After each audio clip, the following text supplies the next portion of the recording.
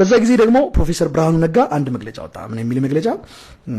አምና ያለፉት ተማሪዎች 3 ነጥብ ምናምን አካባቢ 2015 3% እኔ እንጃ እንደዛ አካባቢ ነው ያለፉትና ዘንድሮም ያ ቁጥር ይደገማል አለ። ቀጣይ ዓመትም ይደገማል። ይሄ የሚስተካከለው የዛሬ 4 ዓመት 5 ዓመት ነው አለ። ጉድ ዘንድሮም እንዳምነው ተማሪ ይወድቃል እንደ 2015 በ2016ም ተማሪ ይወድቃል ብሎ ራሱ ተናገረ ፕሮፌሰር ብርሃኑ ነጋ። ይሄን መግለጫ ሰማ እንቅልፍ አጣው። ተማሪዎቹ ሊወድቁብን ነው ላምናቸውም አልቻልኩም። ማን ተማሪዎቹ ቀን አስተምሬያቸው ለሊት ደውዬላቸው አንስተው እነዚህ ልጆች አወርተውኝ ምናምን ፊታቸውን ጣተው ተመልሰው ሲቢተኝ ላምናቸው አልቻልኩም።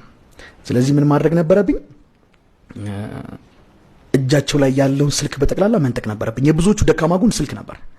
አንዳንድ ተማሪዎች ለሊት ይነሱና ተነስቻል ይሉኛል። ስልካቸውን አንዴ ኖቲፊኬሽን እንዲበለው ቲክቶክ ውስጥ ወይ ቴሌግራም ውስጥ ይገባሉ።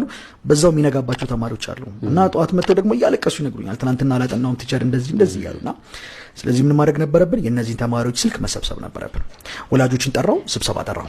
እሺ ከወላጆች ጋር ስብሰባ አወራው፣ ተስማማው።